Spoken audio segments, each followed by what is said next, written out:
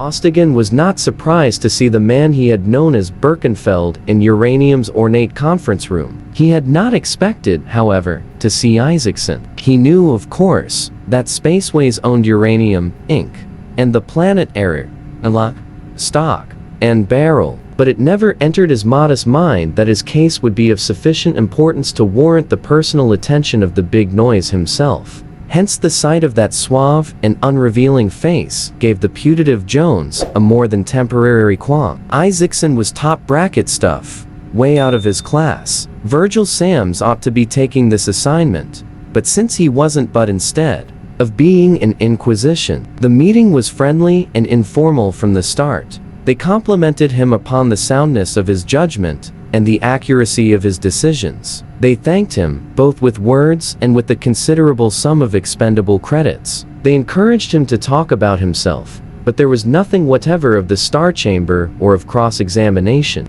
The last question was representative of the whole conference. "One other thing, Jones, has me slightly baffled," Isaacson said, with a really winning smile. "Since you do not drink, and since you are not in search of feminine, companionship, just why did you go down to Roaring Jack's dive?" "Two reasons," Jones said, with a somewhat shamefaced grin. "The minor one isn't easy to explain, but, well, I hadn't been having an exactly easy time of it on Earth. You all know about that, I suppose?" They knew. "Well, I was taking a very dim view of things in general, and a good fight would get it out of my system." "It always does.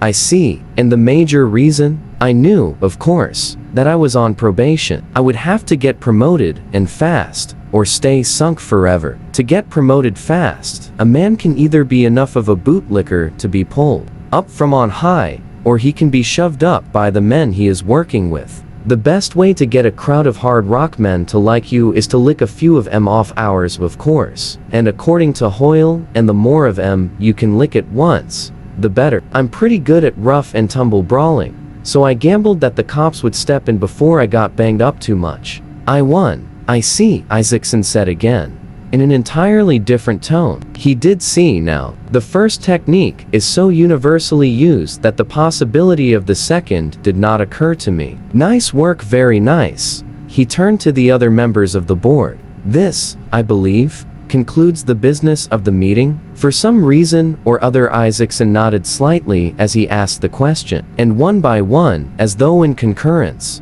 the others nodded in reply. The meeting broke up. Outside the door, however, the magnate did not go about his own business, nor send Jones about his. Instead, "I would like to show you, if I may, the above-ground part of our works." "My time is yours, sir. I am interested. It is unnecessary here to go into the details of a civilization's greatest uranium operation. The storage bins, the grinders, the Wilfley tables and slime tanks, the flotation sluices, the roasters and reducers, the processes of solution and crystallization and recrystallization, final oxidation and reduction." Suffice it to say that Isaacson showed Jones the whole immensity of Uranium Works No. 1. The trip ended on the top floor of the towering administration building, in a heavily screened room containing a desk, a couple of chairs, and a tremendously massive safe. "Smoke up." Isaacson indicated a package of Jones' favorite brand of cigarettes and lighted a cigar. "You knew that you were under test. I wondered, though, if you knew how much of it was testing." "All of it," Jones grinned. "Except for the big blow, of course." "Of course. There were too many possibilities, of too many different kinds, to pat. I might warn you, though I could have got away clear with that $500,000. The possibility existed." Surprisingly, Isaacson did not tell him that the trap was more subtle than it had appeared to be. "It was, however, worth the risk." "Why didn't you?" "Because I figure on making more than that, a little later, and I might live longer to spend it."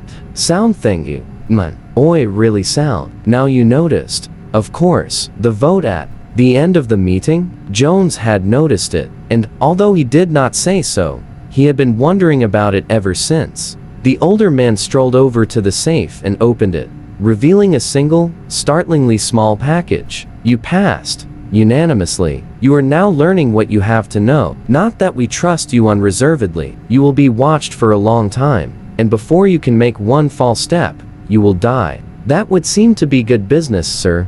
Glad you look at it that way, we thought you would. You saw the works. Quite an operation, don't you think? Immense, sir. The biggest thing I ever saw.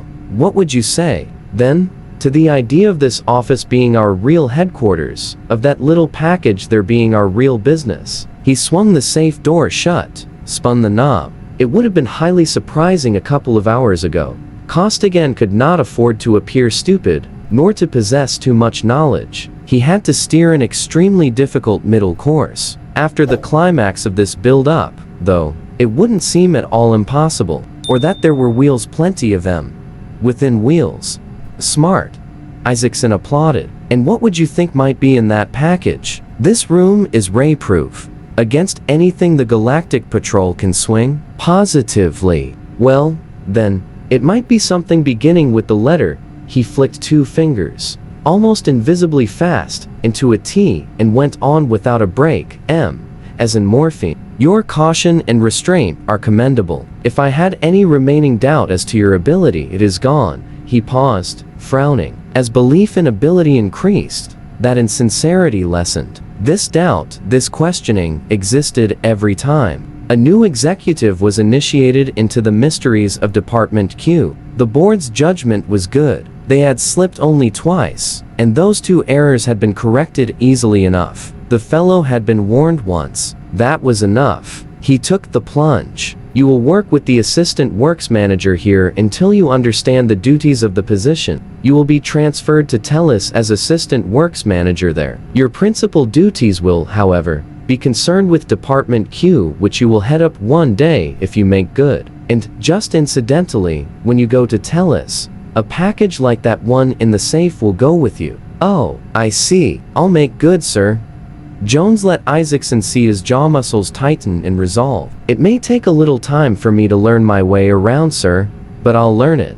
I'm sure you will. And now, to go into greater detail, Virgil Sams had to be sure of his facts. More than that, he had to be able to prove them, not merely to the satisfaction of a law enforcement officer, but beyond any reasonable doubt of the hardest-headed member of a cynical and skeptical jury. Wherefore Jack Kinnison and Maze Northrop took up the Thionite trail at the exact point where, each trip, George Olmsted had to abandon it. In the atmosphere of Cavenda, and fortunately, not too much preparation was required. Cavenda was, as has been intimated, a primitive world. Its native people, humanoid in type, had developed a culture approximating in some respects that of the North American Indian at about the time of Columbus, in others that of the ancient nomads of Araby. Thus, a couple of wandering natives, unrecognizable under their dirty stormproof blankets and their scarcely thinner layers of grease and grime, watched impassively and curiously,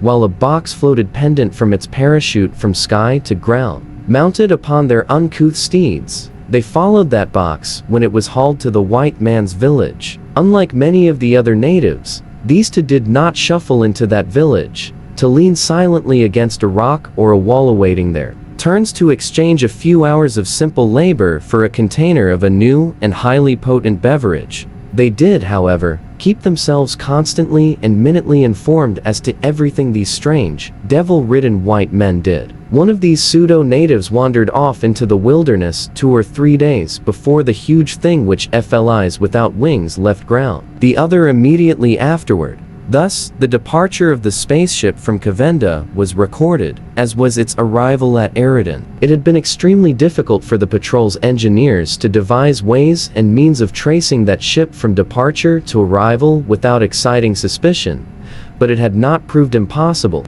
and Jack Kinnison, lounging idly and elegantly in the concourse of Dinopolis Spaceport, seethed imperceptibly. Having swallowed a tiny service special capsule that morning, he knew that he had been under continuous spy ray inspection for over 2 hours. He had not given himself away. Practically everybody screened their inside coat, pockets and hip pockets, and the cat whisker lead from lens to leg simply could not be seen. But for all the good they were doing him, his ultra instruments might just as well have been back on Tellus. Maze, he sent, with no change whatever in the vapid expression than on his face. I'm still covered. Are you? Covered? The answering thought was a snort. They're covering me like water covers a submarine. Keep tuned. I'll call Spud. Spud. Come in, Jack.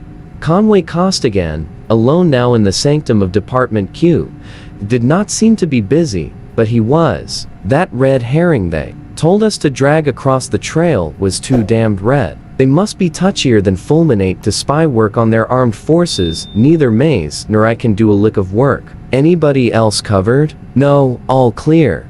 Good. Tell them the Zwilnik blockers took us out. I'll do that. Distance only, or is somebody on your tail? Somebody. And I mean somebody. A slick chick with a classy chassis. A blonde with great big come hither eyes. Too good to be true. Especially the falsies. Wiring, my friend, and I haven't been able to get a close look, but I wouldn't wonder if her nostrils had a skillionth of a millimeter too much expansion. I want a spy ray op. Is it safe to use, Fred? Kinnison referred to the grizzled engineer now puttering about in a certain spaceship, not the one in which he and Northrop had come to Eridan. Definitely not. I can do it myself, and still stay very much in character. No, I don't know her. Not surprising, of course, since the policy here is never to let the right hand know what the left is doing. How about you, Maze? Have you got a little girlfriend too? Yea, verily, brother, but not little, more my size.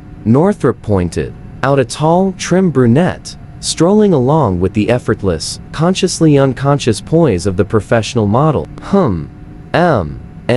I don't know her, either, Costigan reported, but both of them are wearing 4-inch spy ray blocks, and are probably wired up like Christmas trees. By inference, gun-proof. I can't penetrate, of course, but maybe I can get a viewpoint. You're right, Jack. Nostrils plugged. Anti-Thionite, anti-V2, anti-everything. In fact, anti-social. I'll spread their pictures around and see if anybody knows either of them. He did so, and over 100 of the patrol's shrewdest operatives upon this occasion North America had invaded Eridan and forestudied and thought. No one knew the tall brunette, but I know the blonde. This was Parker of Washington, a service ace for 25 years. Hellcat Hazel DeForce, the hardest boiled babe unhung. Watch your step around her. She's just as handy with a knife and knockout drops as she is with a gun. Thanks, Parker. I've heard of her. Costigan was thinking fast. Freelance. No way of telling who she's working for at the moment.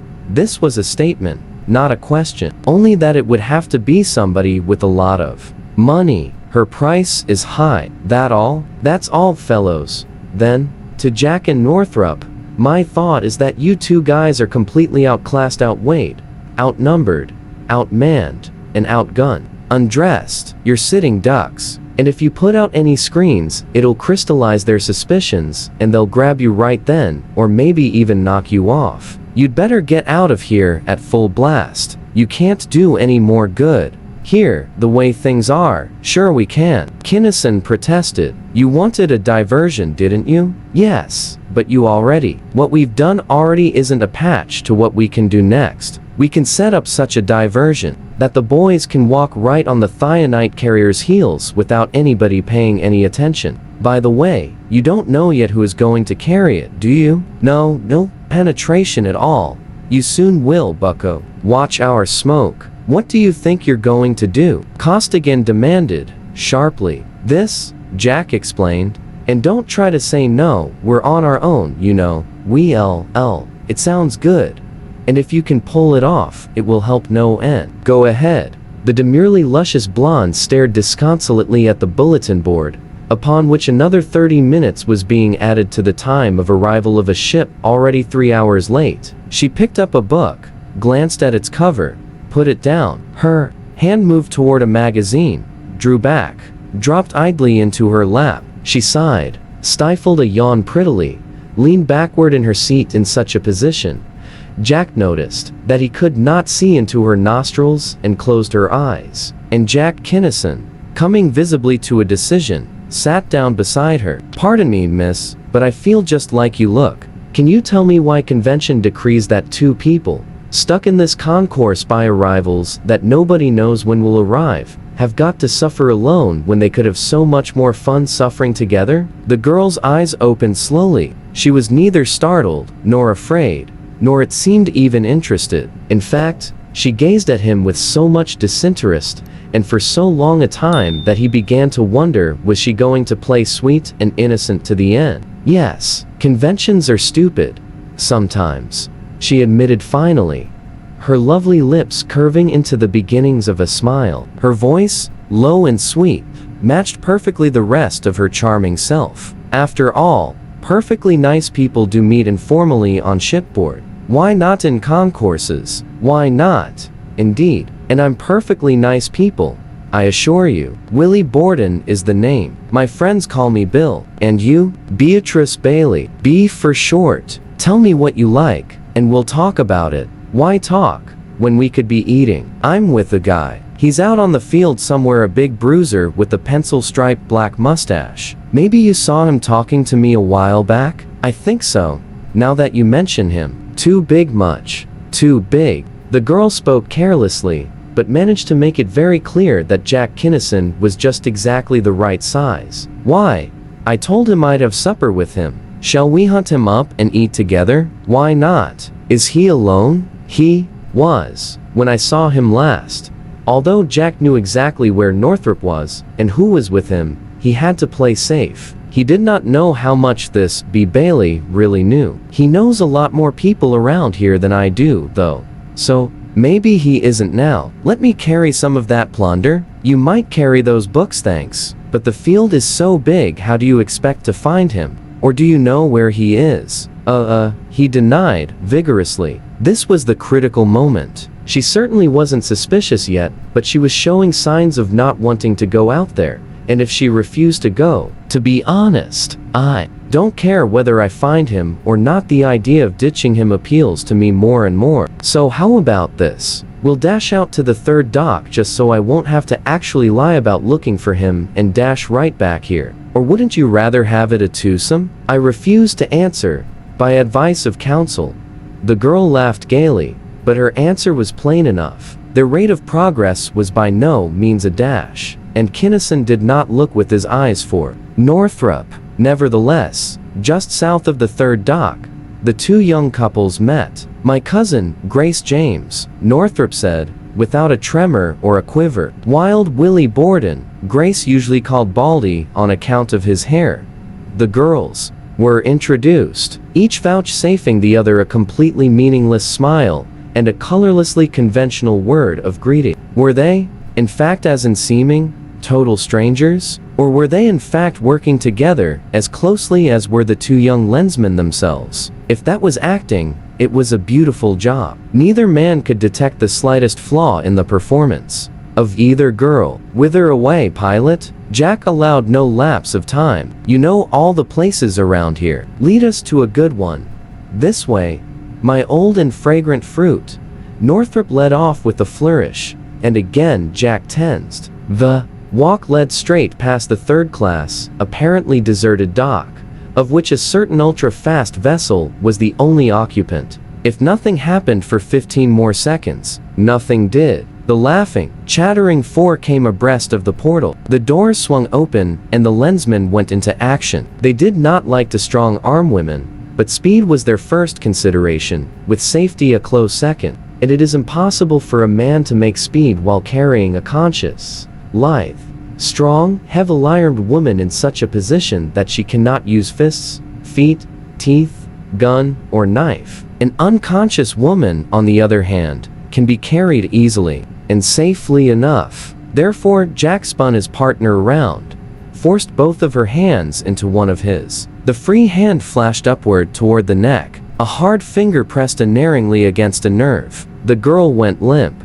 The two victims were hustled aboard, and the spaceship, surrounded now by full coverage screen, took off. Kinnison paid no attention to ship or course. Orders had been given long since and would be carried out. Instead, he lowered his burden to the floor, spread her out flat, and sought out and removed item after item of wiring, apparatus, and offensive and defensive armament. He did not undress her quite, but he made completely certain that the only weapons left to the young lady were those with which nature had endowed her, and Northrop, having taken care of his alleged cousin with equal thoroughness, The small arms were sent out and both doors of the room were securely locked. Now, Hellcat Hazel DeForce, Kinnison said, conversationally. You can snap out of it any time you've been back to normal for at least 2 minutes. You've found out that your famous sex appeal won't work. There's nothing loose you can grab, and you're too smart an operator to tackle me barehanded. Who's the captain of your team? You are the clothes horse. Clothes horse, the statuesque brunette exclaimed, but her protests were drowned out. The blonde could and did talk louder, faster, and rougher. Do you think you can get away with this? She demanded. Why? You, and the unexpurgated, trenchant, brilliantly detailed characterization could have seared its way through 4-ply asbestos. And just what do you think you're going to do with me? As to the first, I think so, Kinnison replied, ignoring the deep space verbiage. As to the second, as of now I don't know. What would you do if our situations were reversed? I'd blast you to a cinder, or else take a knife and— Hazel, the brunette cautioned sharply. Careful, you'll touch them. Often they'll— Shut up, Jane. They won't hurt us any more than they have already. It's psychologically impossible. Isn't that true, Copper? Hazel lighted a cigarette, inhaled deeply, and blew a cloud of smoke at Kinnison's face. Pretty much so, I guess, the Lensman admitted, frankly enough. But we can put you away for the rest of your lives. Space happy? Or do you think I am? She sneered. What would you use for a case? We're as safe as if we were in God's pocket. And besides, our positions will be reversed pretty quick. You may not know it, but the fastest ships in space are chasing us. Right now. For once, you're wrong. We've got plenty of legs ourselves, and we're blasting for rendezvous with a task force. But enough of this chatter. I want to know what job you're on, and why you picked on us. Dazoo. Hazel cooed, venomously. Come and sit on Mama's lap, itty-bitty soldier boy, and she'll tell you everything you want to know. Both Lensmen probed, then, with everything they had, but learned nothing of value. The women did not know what the patrolmen were trying to do, but they were so intensely hostile that their mental blocks, unconscious although they were as effective as full-driven thought screens against the most insidious approaches the men could make. Anything in their handbags, Maze? Jack asked, finally. I'll look. Nothing much, just this. And the very tonelessness of Northrop's voice made Jack look up quickly. Just a letter from the boyfriend. Hazel shrugged her shoulders. Nothing hot, not even warm. Go ahead and read it. Not interested in what it says, but it might be smart to develop it, envelope and all, for invisible ink and whatnot. He did so, deeming it a worthwhile expenditure of time. He already knew what the hidden message was, but no one not of the patrol should know that no transmission of intelligence, however coded or garbled or disguised or by whatever means sent, could be concealed from any wearer of Orisha's lens. Listen, Hazel, Kinnison said, holding up the now slightly stained paper. 362, that's you, I suppose, and you're the squad leader men mentioned previously being investigated. Stop assigned 398, that must be you, Jane, and make acquaintance. Stop if no further instructions received by 1800 hours. Liquidate immediately. Stop party 1. The blonde operative lost for the first time her brazen control. Why,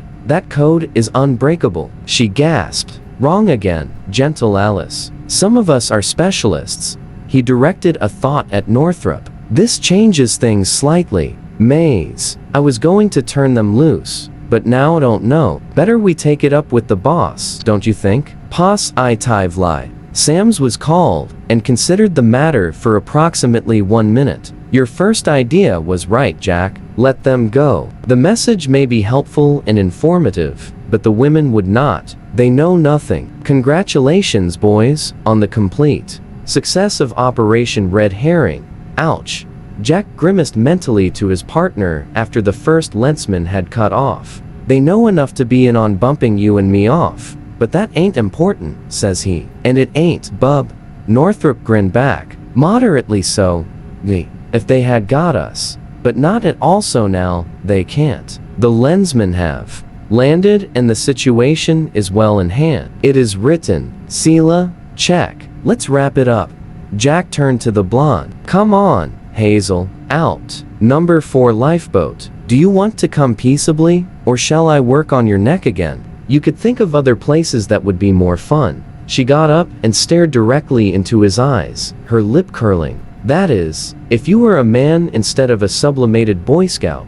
Kinnison, without a word, wheeled and unlocked a door. Hazel swaggered forward, but the taller girl hung back. Are you sure there's air, and they'll pick us up? Maybe. They're going to make us breathe space. Huh? They haven't got the guts, Hazel sneered. Come on, Jane. Number 4, you said, darling? She led the way. Kinnison opened the portal. Jane hurried aboard, but Hazel paused and held out her arms. Aren't you even going to kiss Mama goodbye, baby boy? She taunted. Better not waste much more time. We blow this boat, sealed or open, in 15 seconds. By what effort? Kinnison held his voice level and expressionless. He hoped the wench would never know. She looked at him, started to say something, looked again. She had gone just about as far as it was safe to go. She stepped into the boat and reached for the lever. And as the valve was swinging smoothly shut, the men heard a tinkling laugh, reminiscent of icicles breaking against steel bells. Hell's brazen hinges. Kinnison wiped his forehead as the lifeboat shot away. Hazel was something brand new to him, a phenomenon with which none of his education, training, or experience had equipped him to cope. I've heard about the guy who got hold of a tiger by the tail, but his thought expired on a wondering, confused note. Yeah, Northrop was in no better case. We won technically, I guess, or did we? That was a god-awful drubbing we took, mister.